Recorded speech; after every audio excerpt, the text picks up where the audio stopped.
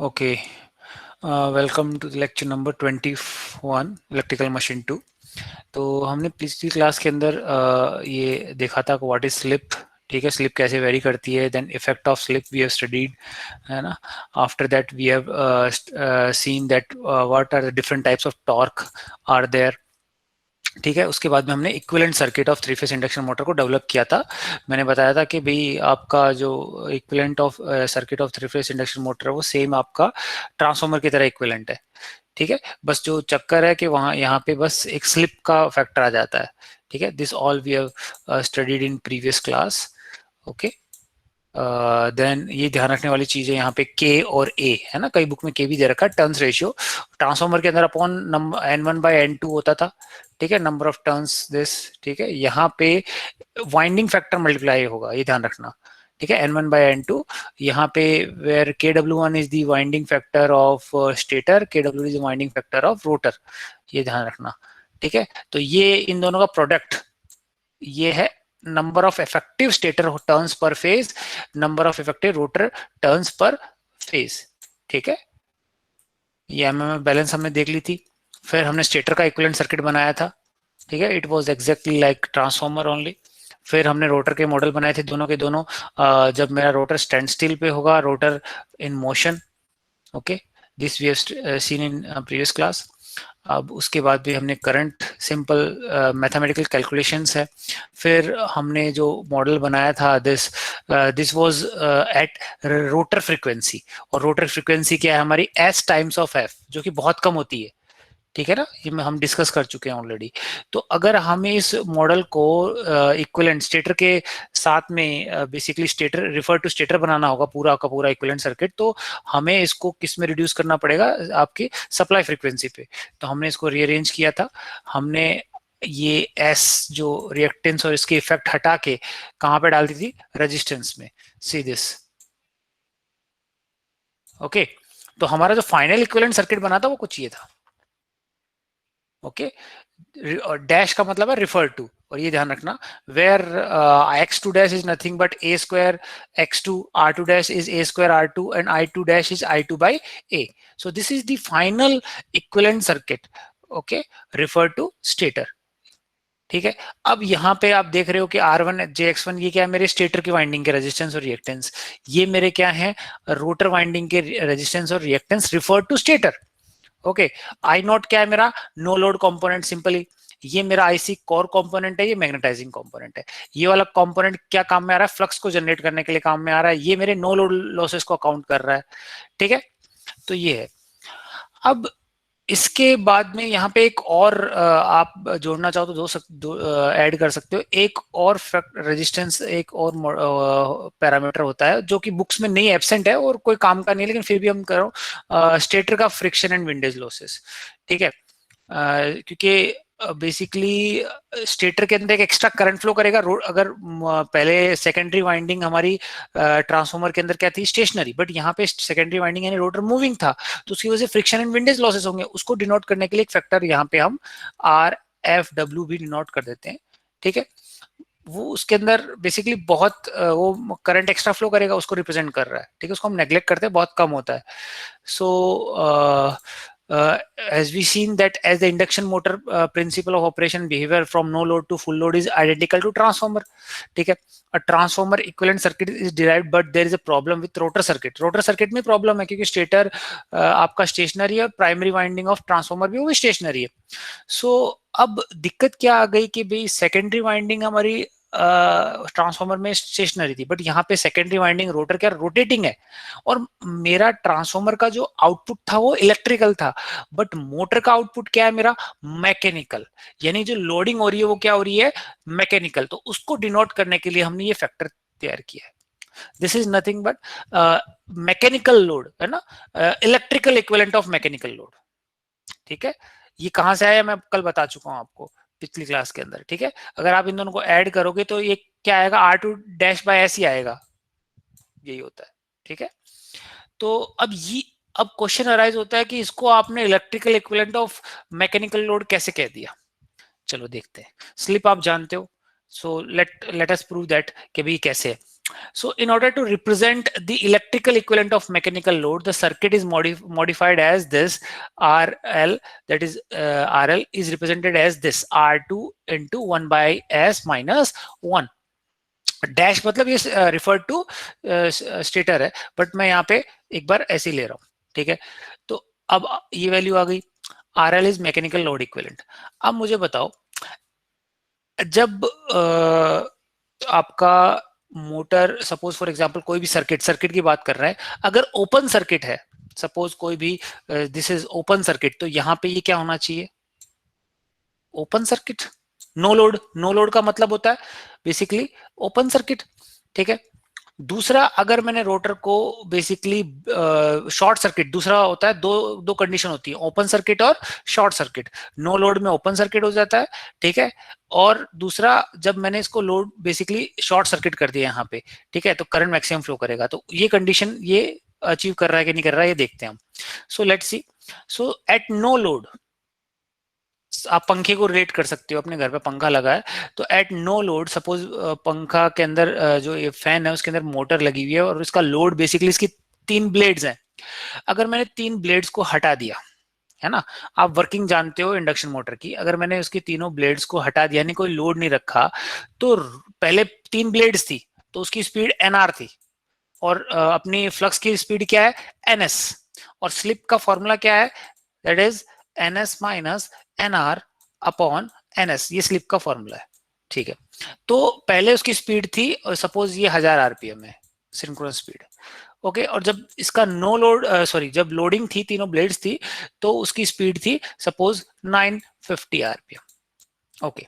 अब मैंने तीनों ब्लेड्स की हटा दी, सपोज लोड हटा दिया नो लोड पे, तो मुझे बताओ रोटर की स्पीड, आपके फैन की स्पीड इंक्रीज करेगी या डिक्रीज करेगी, ये बताओ। इंक्रीज करेगी। मैं ये कह सकता हूं कि मैंने जब लोड, उसके ऊपर लोडिंग ही हटा दी, तो ये कह सकता हूं कि ये अप्रोक्सीमेटली इक्वल टू क्या हो जाएगा, 1000 आरपीएम, या मैं यूं कह सकता हूं 990 आरपीएम। तब स्लिप की वैल्यू क्या होगी, कम या ज्यादा? ज्यादा। नहीं, देखो आप, स्लिप क्या है, NS minus NR upon NS है, तो NR is approximately equal to NS, तो स्लिप की वैल्यू क्या हो गई, कम। कम तो कितनी हो जाएगी, लगभग जीरो, देखो जीरो, ठीक है। तो अब इसके अंदर, इस फॉर्मूले के अंदर एस की वैल्यू जीरो पुट करो, एट नो लोड पे देखते हैं, जीरो आपने जैसे पुट करी तो क्या आया, इसकी ओवरऑल वैल्यू क्या है ये बताइए मुझे, 1/0, infinite, infinite minus 1, infinite, and then infinite into that R2 dash is infinite. तो यानी ये रेजिस्टेंस की वैल्यू क्या हो गई, इनफाइनाइट। और इनफाइनाइट किसकी होती है, ओपन सर्किट या short circuit? Open circuit. Open circuit. तो अब मुझे बताओ, जब मैंने नो लोड पे किया तो ये कैसे बिहेव कर रहा है, ओपन सर्किट, ठीक है। चलो दूसरा देख लेते हैं। अब मैं क्या कर रहा, आप क्या कर रहे हो, पंखे को पकड़ लो, पंखे को आपने ब्लॉक कर दिया, ठीक है, फैन को आपने ब्लॉक कर दिया। अब ब्लॉक कर दिया तो पंखा तो रोटेट नहीं कर पाएगा, है ना, एनएस है आपका। और एनआर की स्पीड क्या होगी, what will be the NR speed, zero हो गई, वेरी गुड। जब जीरो हो गई तो स्लिप की वैल्यू क्या हो गई, 1, मैक्सिमम 1। मैं 1 हो गई मैक्सिमम। तो अब इसके अंदर इक्विवेलेंट में पुट करते हैं, R L is equal to R2 1/s minus 1, तो 1 पुट किया तो क्या आया, जीरो। और कौन, किस रेजिस्टेंस जीरो, मतलब शॉर्ट सर्किट। यस। तो मैं कह सकता हूं कि ये देखो, मैकेनिकल, जब नो लोड, मेरा कुछ लोड नहीं है उसको, तब क्या गया, ओपन सर्किट। और जब वेरी हाई लोड, या फिर बहुत ज्यादा हाई लोड, यानी आपने रोक दिया, रोटर को मूव नहीं कर पा रहा, इतना ज्यादा लोड है, तब वो शॉर्ट सर्किट की तरह बिहेव करेगा और करंट ज्यादा लेगा, यही तो देखते हैं हम। So it satisfies the two conditions on no load.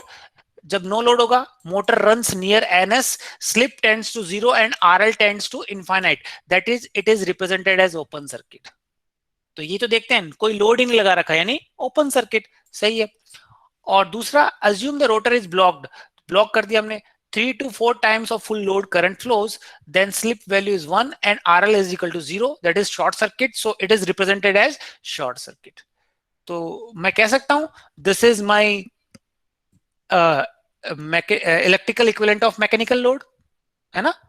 तो इसलिए इसको हम कहते हैं आपके electrical equivalent of mechanical load, ये ध्यान रखना, ये कंडीशन है हमारी। Okay, so this is the final equivalent circuit. Stator referred नहीं, अलग अलग देखो, ये स्टेटर, ओके ये स्टेटर है, ये क्या है मेरा स्टेटर का रेजिस्टेंस, स्टेटर का reactance, this is my no load component, okay ये मैग्नेटाइजिंग कंपोनेंट है जो फ्लक्स जनरेट करने का काम आता है, ये मेरा क्या है नो लोड कंपोनेंट जो बेसिकली आपका कोर लॉसेस को अकाउंट करता है। यहाँ पे कोर लॉसेस के साथ साथ में ये क्या करेगा बेसिकली कुछ फ्रिक्शन एंड विंडेज लॉसेस भी करेगा थोड़ा बहुत, है ना, ठीक है। तो और ये I2 करंट है, तो ये वाला कौन सा होगा I2 बाई ए और I2 डैश, ठीक है। ये मेरा रोटर, E1 मेरा इंड्यूस वोल्टेज हुई स्टेटर वाइंडिंग में, E2 is my induce voltage in rotor winding, R2 is the rotor resistance, this और this is my electrical equivalent of mechanical load. अगर आपको कोई कहे कि ये तो मेरा फाइनल इक्विवेलेंट सर्किट हो गया, अब बनाओ equivalent circuit refer to stator, बना सकते हो आप, कोई दिक्कत नहीं है। ये सारे R2 डैश JX2 आ जाएगा, सेम कौन सर्किट बनेगा, यही तो बनेगा सेम, ओके X2 डैश आ जाएगा। और इनकी वैल्यूज क्या होंगी, देखो ये लिख रखी है मैंने यहाँ पे, है ना। So this is my final equivalent circuit. अब यहाँ ध्यान रखना, where A is nothing is NE1 upon NE2, ये क्या है मेरे इफेक्टिव टर्न्स ऑफ रेशियो है, टर्न्स रेशियो नहीं है, सिंपल इफेक्टिव है ये, ठीक है ना। ये हम यहाँ पे डिफाइन कर चुका हूं मैं यहाँ पे आपको, what is this A is effective turns ratio of N induction motor, और रिडक्शन फैक्टर भी कहते हैं। कई बुक के अंदर इसको उल्टा भी दे रखा होता है, ध्यान रखना, NE2 बाय अपॉन NE1 भी दे रखा है, तब क्या होगा, तब इनकी वैल्यू मैंने यहाँ पे लिख रखी है A स्क्वायर की जगह डिवाइडेड बाय A स्क्वायर हो जाएगी, है ना, तो कंफ्यूज मत हो जाना, ये ट्रांसफॉर्मर में आप देख चुके हो, सिंपल है, ओके।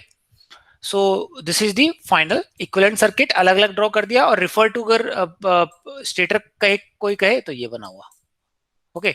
अब इसका पावर फ्लो समझते हैं, ठीक है, कहीं ये बहुत इंपॉर्टेंट, अगर आपको पावर फ्लो समझ में आ गया इंडक्शन मोटर का, 3 फेज इंडक्शन मोटर का, आप इसके न्यूमेरिकल गलत कर ही नहीं सकते, ध्यान रखना, समझना है।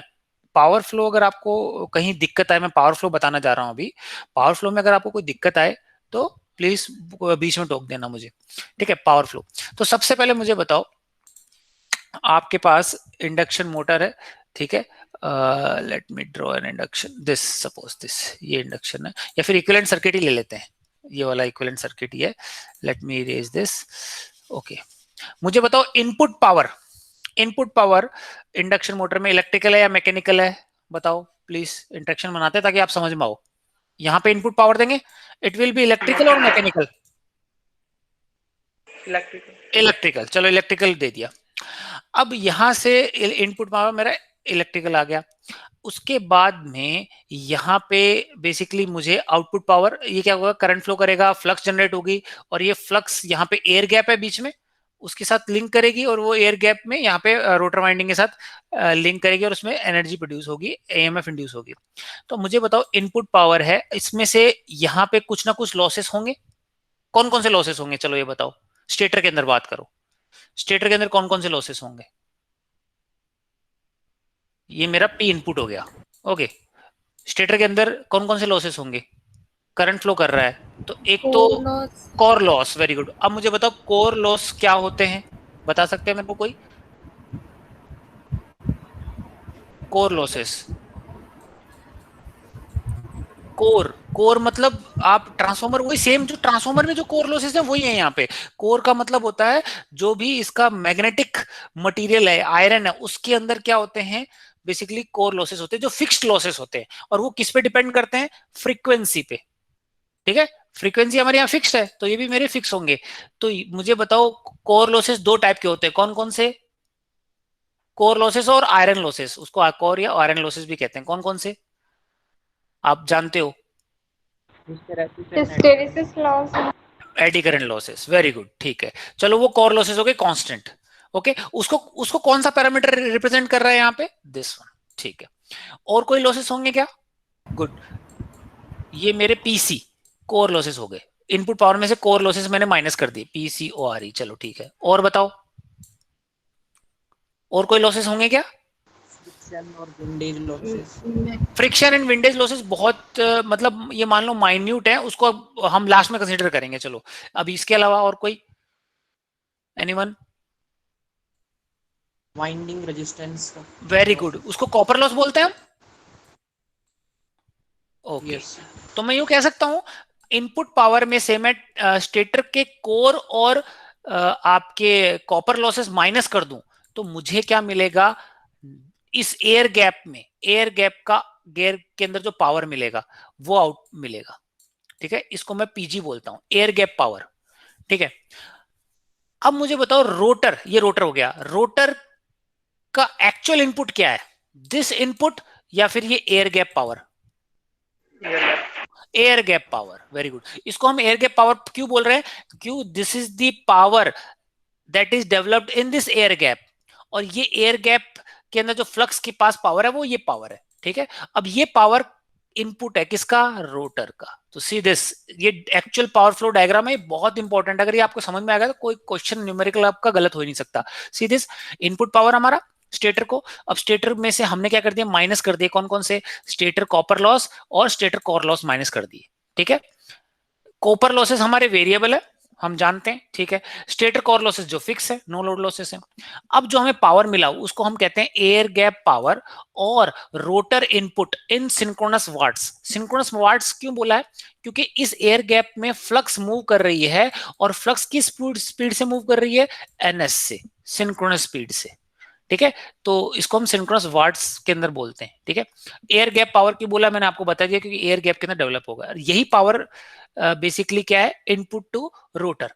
अब मुझे बताओ रोटर के अंदर क्या होंगे, कॉपर लॉसेस होंगे, उसको माइनस कर देते हैं, रोटर को के अंदर कॉपर लॉसेस माइनस करते हैं। और कोई लॉसेस होंगे क्या, बता सकते हो रोटर के अंदर?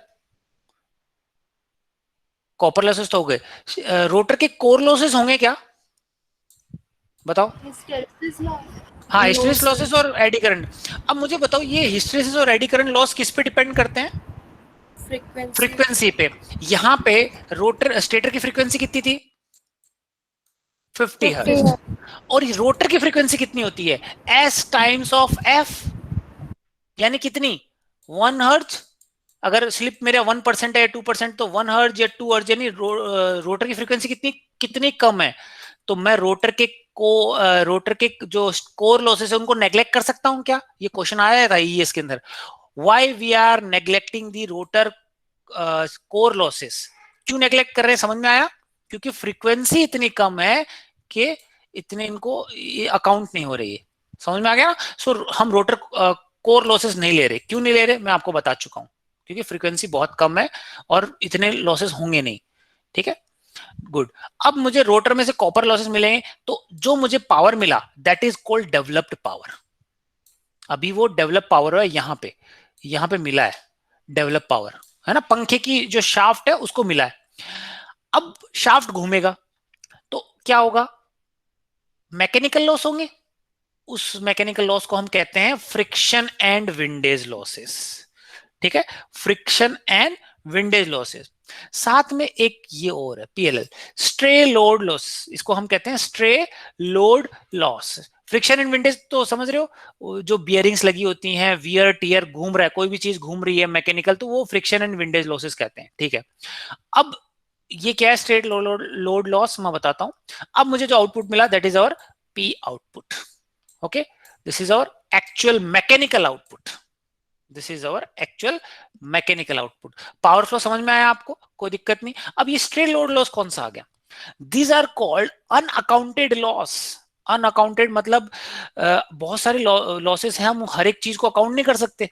ठीक है, कैसे, जैसे स्ट्रे लोड लॉस आपने ट्रांसफॉर्मर में पढ़ा था, these are the losses that depends on load. Suppose अभी आपने अगर घर में पंखा है, सपोज आपने 3 ब्लेड लगा रखी हैं तो लॉसेस अलग होंगे, 4 ब्लेड लगा रखिए तो लॉसेस अलग होंगे। या फिर मैं कहूं अगर जो रोटर और स्टेटर है उनकी वाइंडिंग के अलावा इनमें नट एंड बोल्ट्स भी तो होंगे, उनको भाई टाइट करने के लिए, अपनी बॉडी पे रखने के लिए, वो भी तो आयरन के बने होते हैं, तो उनके अंदर भी क्या होंगे, मैकेनिक ये hysteresis losses, eddy current losses होंगे। तो हम उनको क्या कैलकुलेट करते हैं क्या, नहीं करते। So these are called stray load losses that are not counted, unaccounted losses बोलते हैं, जिसको हम कंसिडर करते ही नहीं, बहुत सारी, जो कि लोड पे भी डिपेंड करते हैं, उसकी जो भी पूरी मशीन है उसकी बॉडी पे भी डिपेंड करते हैं। ठीक है, तो ये क्वेश्चन में हमको मिलेगा, नहीं मिलेगा तो हम इसको कंसिडर नहीं करेंगे, बट आपको पता होना चाहिए स्ट्रेट लोड लॉसेस क्या होते हैं। ओके तो ये आपको समझ में आया। The actual power flow in induction motor, थोड़ा प्रैक्टिकल वे में और मैं समझा दूंगा। सी दिस सिंपलर डायग्राम से, डायग्राम से बताता हूं मैं। चलो, this is our stator, stationary है, 3 फेज सप्लाई दी हमने। ओके जैसे 3 फेज सप्लाई दी, अब इसके अंदर क्या होंगे, स्टेटर कॉपर लॉसेस होंगे, स्टेटर कोर और आयरन लॉसेस ये होंगे। अब इस 3 फेज सप्लाई में से ये लॉसेस माइनस कर दूंगा तो मुझे क्या मिलेगा, यहाँ पे इस एयर गैप दोनों के बीच में एयर गैप पावर मिलेगा, या फिर मैं कहूंगा this air gap power is input to this rotor. Okay और इसको हम सिंक्रोनस वाट्स में कहते हैं क्योंकि ये एयर गैप पावर या फ्लक्स एन स्पीड से मूव कर रही है। अब रोटर में आगे, रोटर के क्या होंगे, कॉपर लॉसेस होंगे, तो करंट तो फ्लो कर रहा है। रोटर का कोर लॉसेस को हम नेग्लेक्ट कर देते हैं, क्यों, देखो ये मैंने यहाँ बता चुका हूं, जो मैंने आपको बताया, क्योंकि आयरन लॉसेस फ्रीक्वेंसी के स्क्वायर में होते हैं, तो ये फ्रीक्वेंसी कितनी कम हो गई तो इतने हम इनको नेग्लेक्ट कर देते हैं। फिर ये शाफ्ट घूम रही है, शाफ्ट घूम रही है तो वियर एंड टियर होंगे, तो फ्रिक्शन एंड विंडेज लॉसेस होंगे। ठीक है, और अब जो मुझे आउटपुट मिला that is our shaft output और एक्चुअल आउटपुट। यहां पे मिला था हमें डेवलप्ड आउटपुट। तो डेवलप आउटपुट में से अगर मैं आउटपुट पावर में से अगर फ्रिक्शन एंड विंटेज हटा दिया तब मेरा एक्चुअल आउटपुट आएगा। Okay so this is the actual flow. ये इसको ध्यान रखना दिमाग में, या फिर इसको, ये पावर फ्लो को। ठीक है, कभी गलती नहीं होगी। ओके सो अब मैं इसको और देख सकता हूं। इनपुट मेरा क्या हुआ, स्टेटर इनपुट हुआ, है ना, स्टेटर इनपुट हुआ। स्टेटर इनपुट में से स्टेटर लॉसेस हटा दिए। स्टेटर लॉसेस दो टाइप के होते हैं, कोर और आपके basically copper losses, that is stator output मिला। अब स्टेटर आउटपुट ही क्या है, मेरा एयर गैप पावर है या फिर रोटर का इनपुट है, क्योंकि एयर हैज नो लॉसेस। ठीक है, नाउ रोटर इनपुट या एयर गैप पावर में से रोटर कॉपर लॉसेस माइनस किया तो रोटर का आउटपुट मिला। रोटर आउटपुट में से मैंने फ्रिक्शन एंड विंटेज लॉसेस को माइनस किया तो आउटपुट एट शाफ्ट मिला। ठीक है, तो ऐसे भी आप देख सकते हो, कोई दिक्कत नहीं। अब अगर एफिशिएंसी निकालेंगे तो output power upon input power, तो आउटपुट पावर एक्चुअल क्या था हमारा, शाफ्ट पावर। ठीक है, ये शाफ्ट वाला कौन सा, इसके अंदर इस पावर फ्लो डायग्राम के अंदर कौन सा पावर की बात कर रहा हूं, ये शाफ्ट पावर या output power divided by this input, this is my efficiency, और इसको हम एक्सटर्नल एफिशिएंसी भी कहते हैं। ठीक है, अब एक और होती है इंटरनल एफिशिएंसी। इंटरनल एफिशिएंसी क्या होती है, इंटरनल में आपका रोटर के अंदर भी तो हुआ, इंटरनल में एक पावर डेवलप हुआ यहाँ पे, और इसका इनपुट क्या था, एयर गैप पावर। तो develop output divided by air gap input is called internal efficiency. This ये कैसे निकली मैं अभी बताऊंगा, तो ये तो समझ में आ गया होगा आपको। ठीक है, अब थोड़ी सी कैलकुलेशन है वो बहुत आपको समझ में आना चाहिए। Air gap power, air gap, इसके अंदर 3 फेज इंडक्शन मोटर के अंदर एयर गैप पावर का आप फॉर्मूला हमेशा याद रखना, इससे क्या सारी चीजें निकल जाएंगी रोटर के केस में। ठीक है, एयर गैप पावर को हम पीजी कहते हैं और इसको हम मैजिक क्वांटिटी भी कहते हैं। ठीक है, क्या होता है, तो अब मुझे बताओ, सबसे पहले मैंने आपको सर्किट के अंदर पढ़ाया था, सर्किट के लॉ आएंगे यहाँ पे देखना। एक क्वेश्चन पूछ रहा हूं मैं आपको, लेट मी ड्रॉ देयर। ठीक है, लेट मी रेज दिस। एक सर्किट है, आरएल सर्किट है। ठीक है, एक आरएल सर्किट है। ओके, आरएल सर्किट है, इसका मैंने इनपुट पावर 50 है, 50 वाट। ठीक है, एक्टिव पावर है ये। तो और इसके अंदर करंट जा रहा है आई।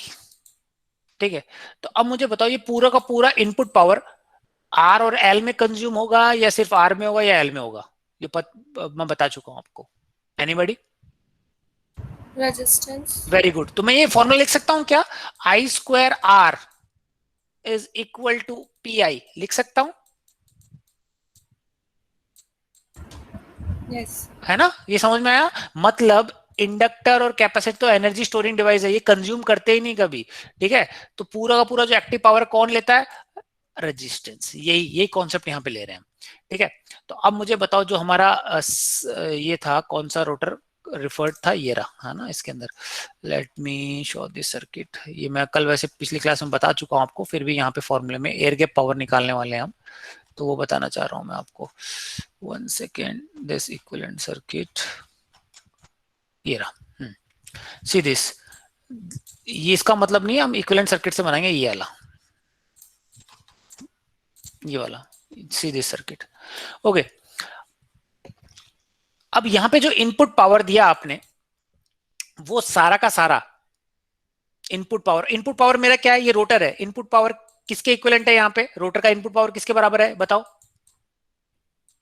एयर गैप पावर जो हमने बताया मैं आपको। अब एयर गैप पावर जो एक्टिव है पूरा वाट्स के अंदर है, वो पूरा पूरा किस में कंज्यूम होगा, इसके अंदर। तो मैं लिख सकता हूं air gap power is nothing but I2 का square into R2 by S. ठीक है, this is the air gap power, ये लिखा है देखो यहां पे मैंने। Okay, dash refer to stator, I2 dash का square into R2 dash by S, इसमें कोई दिक्कत नहीं आनी चाहिए। ठीक है ना, ये देखो यहाँ पे ये जो एयर गैप पावर इनपुट हुआ, अब इसका पूरा पूरा किस में कंज्यूम होगा, रेजिस्टेंस के अंदर, ये कर दिया मैंने। ठीक है, अब दूसरा बताओ रोटर के कॉपर लॉसेस क्या होंगे। रोटर के कॉपर लॉस सिंपल, जो करंट फ्लो कर रहा होगा I2 डैश का स्क्वायर इनटू रोटर का रेजिस्टेंस, रोटर का रेजिस्टेंस क्या है, R2 है, R2 डैश है ये रहा।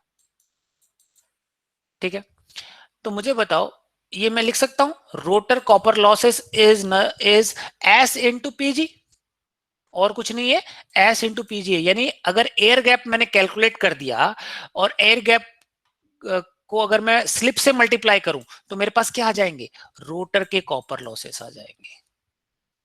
ओके, तो एयर गैप पावर हमेशा याद रखना ये है, कैसे है मैं आपको बता चुका हूं, रोटर कॉपर लॉसेस आ गए। ठीक है, अब मुझे बताओ डेवलप्ड पावर, डेवलप पावर कौन सा, ये वाले की बात कर रहा हूं, ये पीजी था और रोटर कॉपर लॉसेस कितने आए, एस टाइम्स ऑफ पीजी लिख सकता हूं। तो डेवलप पावर क्या होगा, सिंपल, डेवलप पावर क्या होगा, PG minus S of PG, है ना, वन मैं लिख सकता हूं, तो 1 माइनस इंटू एस पीजी। तो मुझे बताओ फिर से, अगर आपके पास एयर गैप पावर है तो आप रोटर कॉपर लॉस निकाल सकते हो कैसे, एस से मल्टीप्लाई करके। अगर आपके पास एयर गैप पावर है तो आप डेवलप पावर भी निकाल सकते हो कैसे, 1 माइनस एस इंटू पीजी करके। ओके, ये अब दूसरा एक और क्वांटिटी है, मुझे टॉर्क निकालनी है। टॉर्क आप सिंपली जानते हो, टॉर्क है power is equal to omega T, ये जानते हो है ना, torque is power is equal to omega T, ये आप जानते हो, where omega is the speed in radian per second और टॉर्क है आपका न्यूटन मीटर में। ठीक है, तो सबसे पहले देखो यहाँ पे एक चीज बताना चाहता हूं, omega is angular speed in radian per second and N is the rotational speed in RPM. इन दोनों के बीच में रिलेशनशिप क्या है, ये पढ़ चुके हो आप वैसे, omega is equal to 2 pi N by 60। ठीक है, अब ओमेगा एम को क्या कह दिया मैंने, रोटर की स्पीड, और ओमेगा एस एम को क्या कह दिया मैंने, सिंक्रोनस स्पीड। जैसे एनआर है और एनएस है, ये तो क्या है, रोटर की स्पीड है, और ये आपकी फ्लक्स की स्पीड है सिंक्रोनस। इसको मैं, ये तो आरपीएम में था, अगर मैं इसको रेडियन में कन्वर्ट करना चाहूँ तो ये आ जाएगा ओमेगा एस एम, और ये क्या आ जाएगा, एन आपका sorry omega M. Okay, motor की या फिर रोटर की स्पीड, कंफ्यूज मत हो जाना। तो ये हम ये वाला फॉर्मूला देख चुके हम, S is equal to N S minus N R upon N S. तो इसको मैं रीअरेंज करके ये लिख सकता हूं कि रोटर की speed is equal to N S into 1 minus S. ठीक है, ये यहीं से आया। अब इसको अगर मैं रेडियन में लिखना चाहूं तो, रेडियन में लिखना चाहूं तो कुछ नहीं है, एनआर की जगह आप क्या लिखो, ओमेगा एम 60 अपॉन 2 पाई, कहां से, यहां से। तो ये भी पुट करोगे तब भी ये रिलेशनशिप सेम रहेगा, किसके अंदर, रेडियन के अंदर भी। तो जैसे आप आरपीएम में लिख सकते हो वैसे आप रेडियन में भी लिख सकते हो उसमें। ओके, समझ में आया। तो अब मैं यहाँ पे कैलकुलेट करना चाहता हूं air gap torque. Air gap torque कौन सी, यहां पे इस एयर गैप में, एयर गैप पावर पता है आपको, पीजी, एयर गैप पावर पता है आपको, तो 1 minute, okay, air gap power पता है तो पीजी एयर गैप पावर है। अब एयर गैप पावर है और टॉर्क आ जाएगी कौन सी, एयर गैप टॉर्क टीजी। अब मुझे बताओ यहाँ पे ओमेगा, ओमेगा टी आएगा, ओमेगा कौन सा आएगा, रोटर की स्पीड आएगी या फ्लक्स की स्पीड आएगी, सिंक्रोनस स्पीड आएगी, यानी मैं ओमेगा एम लू या ओमेगा एस एम आएगा, बताओ यहाँ पे, सिंक्रोनस। वेरी गुड, सिंक्रोनस आएगा, ओमेगा एस एम आएगा, वेरी गुड, क्योंकि यहाँ पे तो फ्लक्स सिंक्रोनस स्पीड से घूम रही है, वेरी गुड, ये समझ में आया।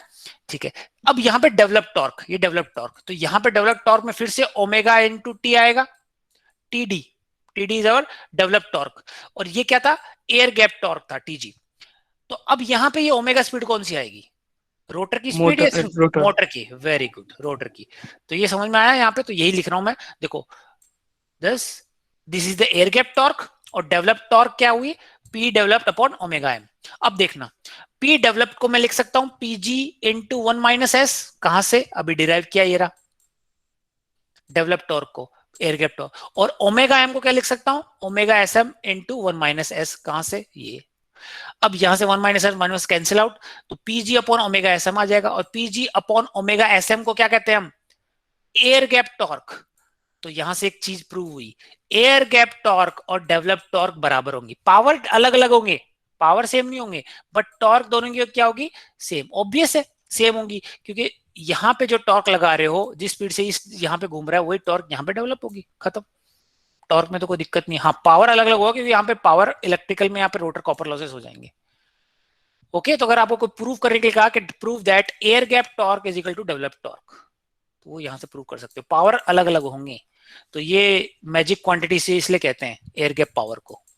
ओके, तो प्लीज इसको रिवाइज करना, इक्विवेलेंट सर्किट से मैंने एयर गैप जो ये फ्लो डायग्राम है, प्लीज इसको रिवाइज करना, प्रीवियस लेक्चर भी मैं अपलोड कर चुका हूँ अच्छे से, उसको भी रिवाइज करना। ये अगर समझ में आ गया तो आप न्यूमेरिकल बहुत इजी से कर सकते हो। ठीक है, तो नेक्स्ट क्लास में हम इसका अप्रोक्सीमेट मॉडल पढ़ेंगे, ये वाला है, इसका अप्रोक्सीमेट मॉडल पढ़ेंगे, और उसके बाद में उससे हम टॉर्क को डिराइव करेंगे। Okay, so let me stop the recording.